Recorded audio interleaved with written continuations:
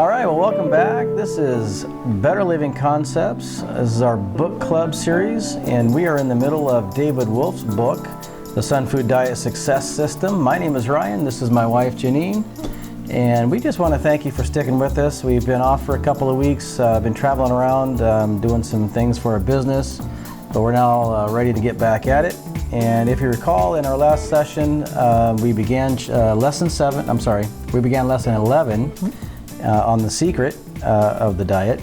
And we just got into the first section of it. And again, if you recall, this is a very long chapter. And so we're breaking it up into sections again. And so let's just go ahead and dive right in, and we'll get this little section done. And we're starting with chlorophyll. Okay. And here's a quote by Dr. Bernard Jensen. If you're green on the inside, you're clean on the inside. Green is good. Green is the very center of the rainbow. Green is centering. Eat green leafy vegetables for strength. Green leaves are transformed into the structure of the body. Whether it's green herbs or big leafy vegetables such as kale, green leaves should be a significant part of the diet. Green leafy vegetables are our best and most reliable source of fiber. Fortunately, herbs have become quite popular in recent times. Green-leafed vegetables such as lettuce, celery, parsley, cilantro, etc. are truly herbs, but are so common they are often overlooked for their healing and rejuvenating properties. Chlorophyll is the pigment in plants within which photosynthesis takes place. It absorbs the vibrant sun energy and transforms it into plant energy. This energy is transferred directly to you when you eat chlorophyll-rich foods such as green-leafed vegetables. Chlorophyll is the blood of plants, just as hemoglobin is the blood of the body. The difference between the two molecules is that chlorophyll is centered on magnesium, while hemoglobin is centered on iron. Eating green leafy food is a transfusion of sun energy to blood energy in the arteries. Green leaf vegetables are overall the best source of iron. Dandelion, parsley, and spinach are particularly high in iron. Greens heal anemia. Other sources of iron include red-colored fruits, such as cherries, berries, and pomegranates, and red flesh figs. Green leaf vegetables often do not taste as wonderful as fruits, but eating them nonetheless breaks associations of pleasure with eating, therefore decreasing the possibility of overeating. Green-leafed vegetables diminish the enjoyment in eating and act as a natural stop for us in the eating cycle. Where does the cow get its calcium for its milk? From green grass, of course. Now, we're not primarily grass eaters, but this analogy is instructive because it demonstrates that all the minerals a cow is constructed from are present in grass, in simple green grass. Green leaf vegetables are always the best source of heavy alkaline minerals, calcium, magnesium, iron, etc. The alkaline minerals in greens balance the acid-forming minerals, sulfur, chlorine, and phosphorus, found in avocados, nuts, seeds, onions, garlic, flesh products, etc. Green leafy vegetation is also an excellent detoxifier of the liver, especially wild green vegetation. The calcium, magnesium, and iron in deep green and wild green vegetation bind with heavy metals, chemicals, and chemical drugs and allow the body to wash them out as salts through the urine. If green-leafed vegetables, which are high in oxalic? Yeah, if green leaf vegetables, which are high in oxalic acid, such as beet greens, chard, lamb's quarters, rhubarb, and or spinach are cooked, then the heat-altered oxalic acid can combine with calcium in the body, interfere with iron absorption, and eventually, if eaten in large quantities over a long period of time, form stones in the kidneys. If eaten raw, the oxalates in these vegetables are normally metabolized properly by the body, but if one feels kidney pains 3 to 6 hours after eating these vegetables, even in the raw state, then they should be avoided. Alkaloids. Alkaloids are bitter organic compounds which are derived from plants bearing seed. Aspirin, caffeine, cannabinoids such as THC, THCV, CBD, and CBC, anandamide, cocaine, morphine, nicotine, etc. are all alkaloids. Alkaloids provide the heating quality in hot peppers. Peyote probably contains the most powerful alkaloids that we know of. Drugs such as ecstasy and their original plant derivation from sassafras and nutmeg contain alkaloids as their active ingredients. Joshua Rainbow, a one-time fruitarian activist, described in his booklet, Biotrophic Protocol, that when alkaloids are introduced into the body with an acidic biochemistry, they neutralize the acid and eliminate acid-induced pain. Alkaloids create a temporary high as acids are neutralized and the blood is alkalized. The alkalizing of the blood tunes one into the natural resonant frequencies, and insights begin to be drawn in from the infinite intelligence. That is until the body's acid biochemistry begins reasserting itself mostly through the desire for acid-forming foods, which makes the blood more acidic and diminishes the alkaloid high. The insights diminish as one is tuned back into the static.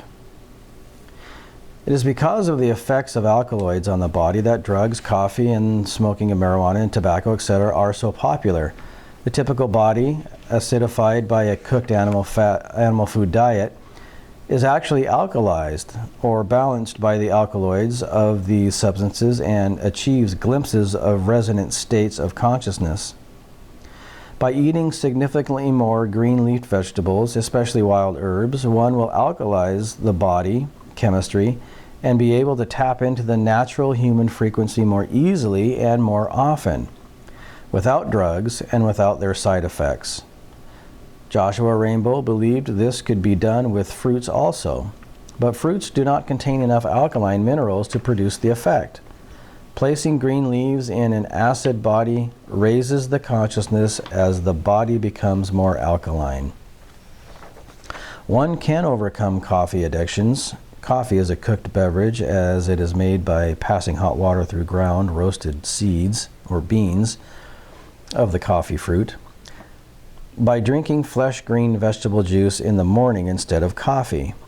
This will stimulate an excellent bowel movement and give the body the alkaloid stimulation it desires.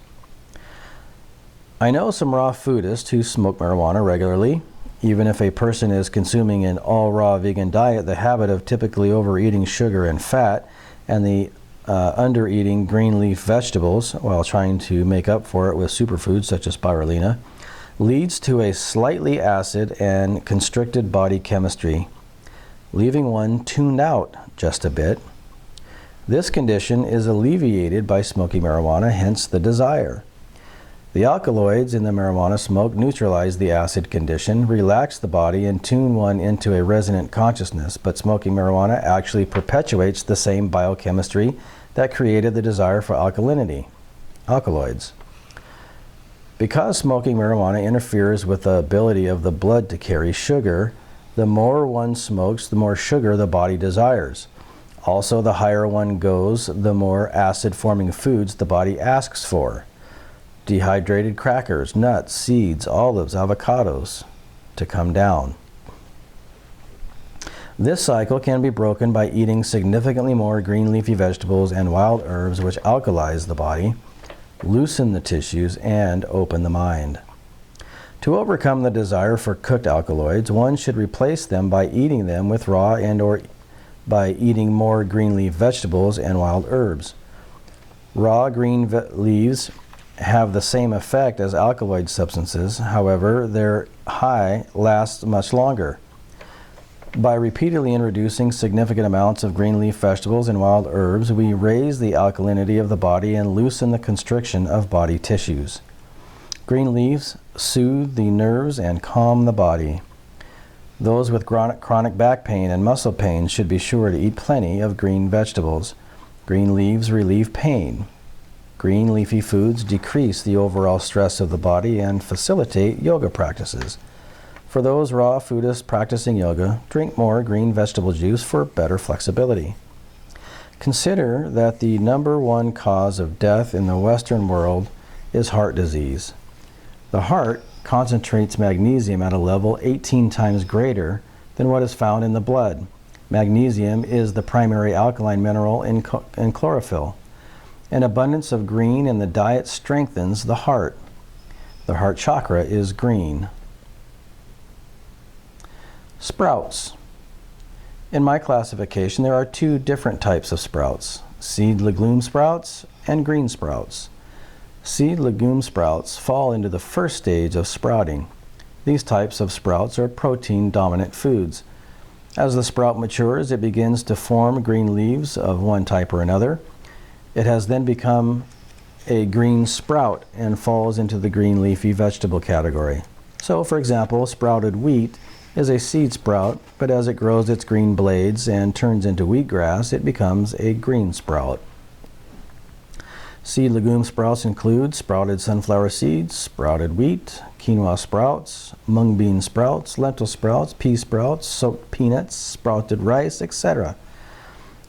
Seed sprouts are not essential in the diet. However, if they are eaten occasionally, they can be beneficial because high-quality seeds contain many trace minerals and available amino acids. Also, seed sprouts are therapeutic in the transition from cooked to raw food.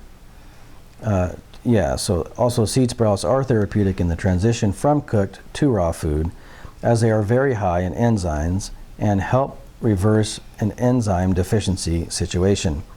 If overeaten or miscombined with avocado, for example, seed sprouts may create digestive distress. Green sprouts include wheatgrass blades, clover, sunflower greens, barley grass blades, radish sprouts, pea shoots, alfalfa, etc. Green sprouts fit into the category of essential chlorophyll foods. For most people, sunflower greens are the best sprouts of all. They are the softest and most nourishing for the body. Wheatgrass often comes with weak hybridized seed strains. Quality counts, and one should seek out the best quality seed stock available. Other grass seeds tend to be of a higher quality: kamut, rye, barley, oat, than wheatgrass. Grass juice is an excellent transition, detoxification, and maintenance food, especially for overcoming heavy metal poisoning. Grass juice may be too harsh on certain body constitution types and should be avoided if too unsettling. Okay. Sugar. Eat natural sugar foods for brain fuel. Cognition is dependent on blood sugar. Our brains run primarily on oxygen and glucose, or fruit sugar. That ought to give us a clue as to what our natural fuel is. Glucose is the fuel of our being. The more mentally and physically active you are, the more fuel or sugar you can burn off. The less mentally and physically active you are, the less fuel or sugar you require. Sugar is the fuel of the human body, but it must be taken in the correct form. Sugar in the diet should come from primary. Sugar is the fuel of the human body, but it must be taken in the correct form. Sugar in the diet should come from primary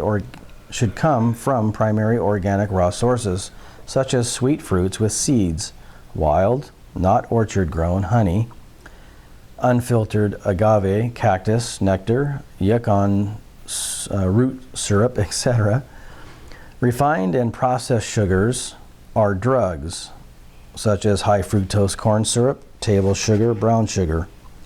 Natural sugars are also drugs when taken excessively. Refined and hybrid fruit and vegetable sugars slip past the liver like a slipping gear. The liver tries to recognize the sugar, but for the most part it is unidentifiable, and slippage occurs as unprocessed sugars enters the blood rapidly, causing a high or sugar rush, which has been described by many people addicted to refined sugar, or even people hooked on fruit or carrot juice. Obviously, refined and processed sugars should be released from the diet. But even amongst certain raw foods, there are some sugars that should be avoided. I definitely recommend against the prolonged daily intake of straight carrot or beet juice. Both carrots and beets are extremely hybridized foods. They may heal one to a certain degree because they are nutrient-rich raw plant foods, but once you reach a certain level of attunement, the body can begin to react to the sugar. I have even seen many people on carrot juice cures begin to become unbalanced as they progress in their cleansing. If used to sweeten juices, consider using no more than 1 carrot or 1 beet per quart, or 1 liter of juice. You may also choose to use apple or pear to sweeten vegetable juices.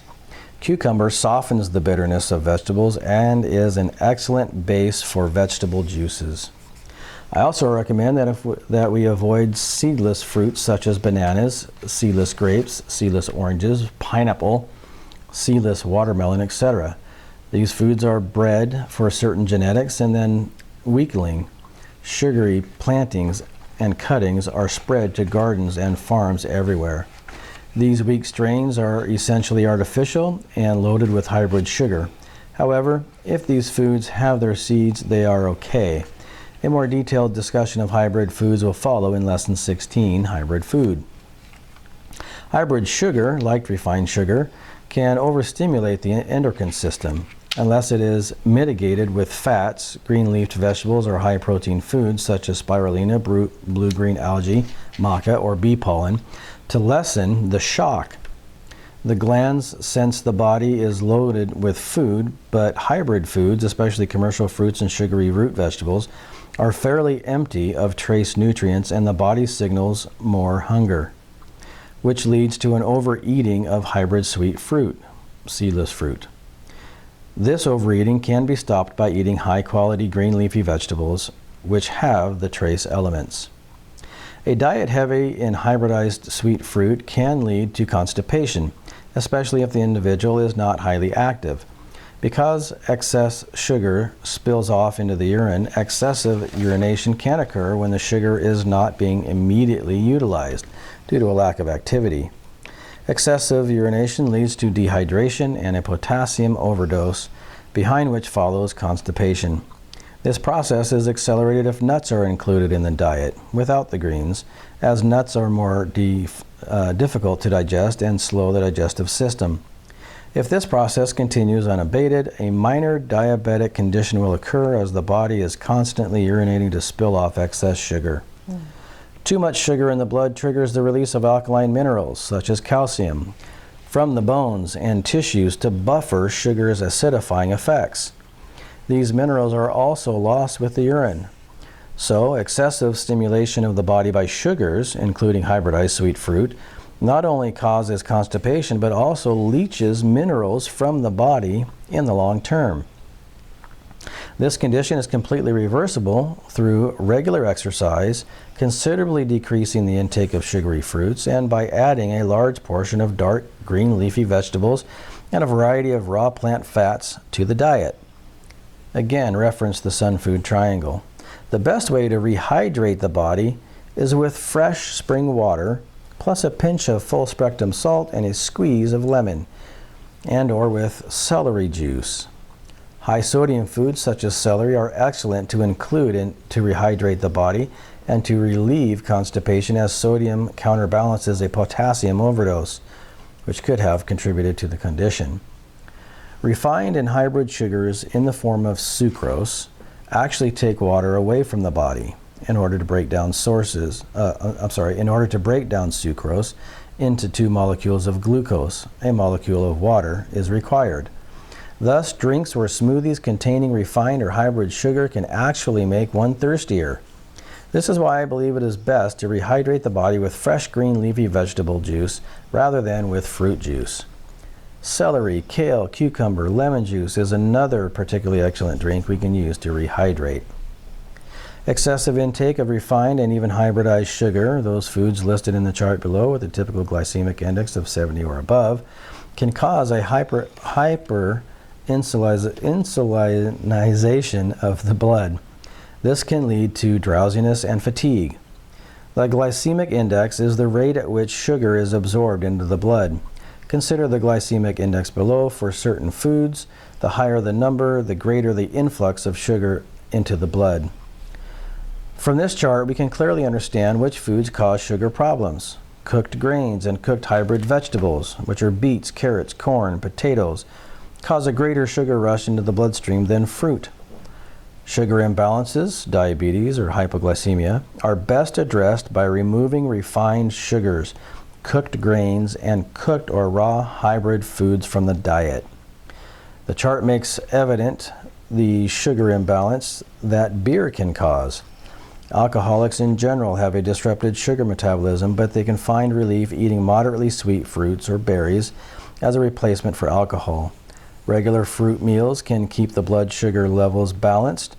Assorted greens, plant fats, and superfoods such as spirulina, blue-green algae, goji berries, maca, bee pollen, etc.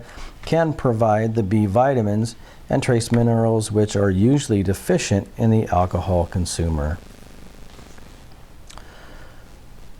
On the Sunfood diet, those with hypoglycemia and diabetes can choose low-sugar fruits initially, then move to high-sugar fruits eventually.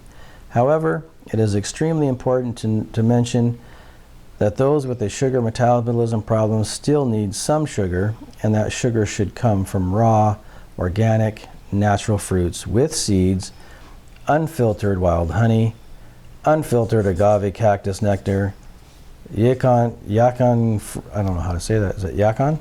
Yacon? Probably. Root syrup, etc. And we'll stop there for the day.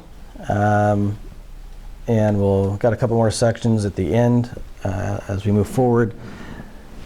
But again, lots of great information. Mm-hmm. So much of this stuff, I mean, where else are you going to find this stuff? Unless you're really digging into the nuts and bolts, and this is your passion, you know, in terms of learning how all this stuff works and maybe wanting to write a book one day. Mm-hmm. It's just great information to help understand how that body actually functions.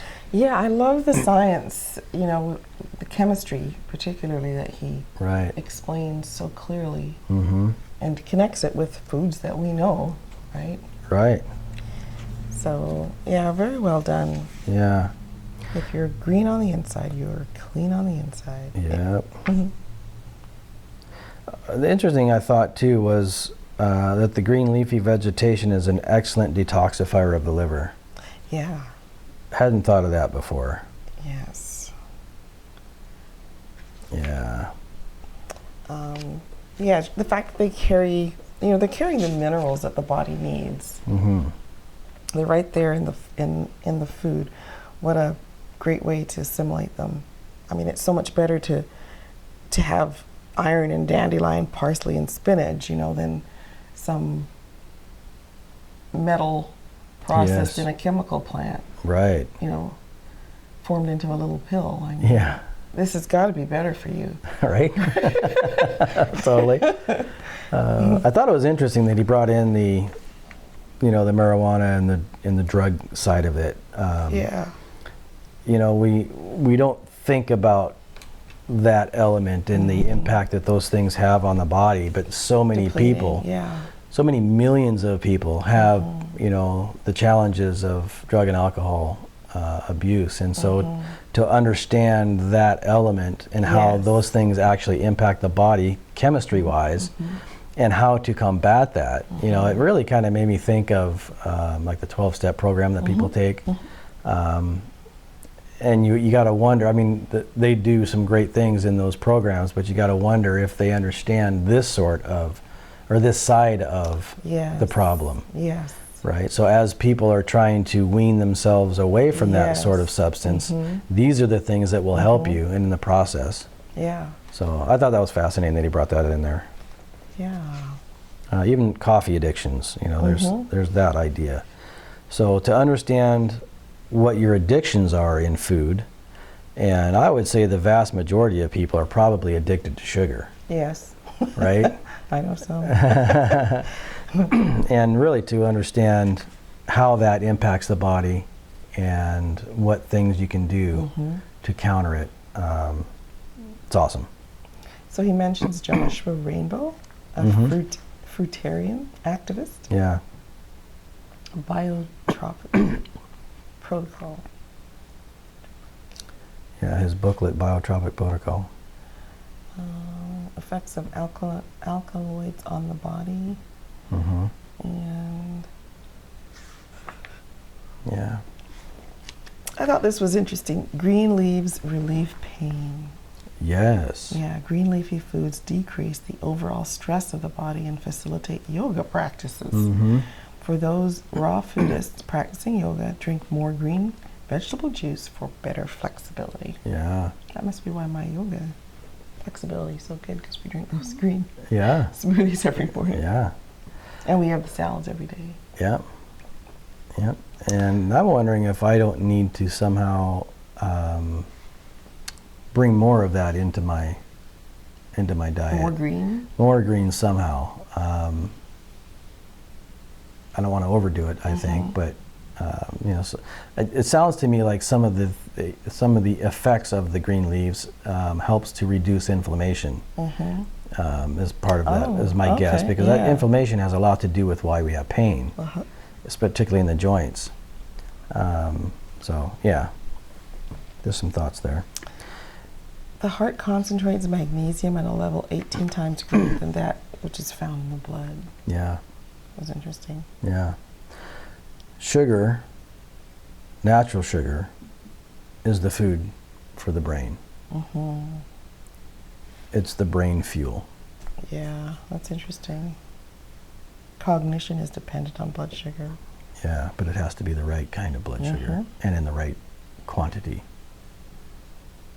for optimal functionality. Yeah. Glucose is the fuel of our being. Sugar is the fuel for the brain. Glucose is the fuel for our being. That's interesting. I thought the sprout section was interesting, but there are two different kinds. And seed sprouts are therapeutic in the transition from cooked to raw food, as they are very high in enzymes and help reverse an enzyme deficiency situation. However, if eaten or miscombined with avocado, for example, seed sprouts may create digestive distress. Yeah. So I think one needs to be careful. Yeah. So when you're making your avocado sandwich, you don't want to put sprouts on there. Yeah, I didn't know that. I didn't either, and it just reminds me. I was just looking through a magazine the other day, and I saw a picture of a sandwich with avocado and sprouts. Just goes to show. Yeah, you just got to be careful of the media, because they don't know what they're doing. They just want to sell you something that looks good. Well, it's education. Yeah. So knowledge is power. Okay, you can use apple or pear to sweeten vegetable juices. Yeah. And that seems hopeful. I thought it was interesting too, and I'd never thought of this before. I had no idea, but the idea of hybridized sweet fruit or refined sugar is part of the problem that leads to constipation. Didn't know that? I didn't know that. What's the cure? Green leafy vegetables. So yeah, bananas, seedless grapes. It's so hard to find grapes with seeds anymore. That's very true. Where do you go to get that? I don't know. Probably a farmer's market of some sort. I wonder. Yeah. Are your oranges seedless, or do they have seeds? No, they have seeds. Okay. Yeah. Pineapple. Yeah. Be really good to try to get some. Yeah. Well, glands sense the body is loaded with food. What else did I note here? Yeah, too much sugar triggers alkaline minerals. These minerals are lost in urine. Oh, that's what you were mentioning about the constipation. Yeah. This sounds good. Spring water with a pinch of salt, full spectrum salt, and a squeeze of lemon or celery juice. Yep. Yeah, so I would encourage you to because we don't have it on the video here. I would encourage you to look up or just do a search on the internet for the food glycemic index. Well, it's on And page 190. it's on page 190 of the book, but if they don't have the book, Well, they should have them. well, they should have the book. But if they don't, if they're just listening, yeah, do a search for the food glycemic index, and you'll see a chart that is probably very similar to the chart in the book, and that'll help you understand the glycemic index that was spoken of. So, yeah. All right. Well, again, we thank you for joining us and coming back after a few weeks off. We appreciate you checking us out again, and we hopefully won't be taking this type of time off again in the near future. But we're just going to plow through this next chapter here, finish up chapter 11. And so with that, have a great week, and we will see you next time. Have a nice week.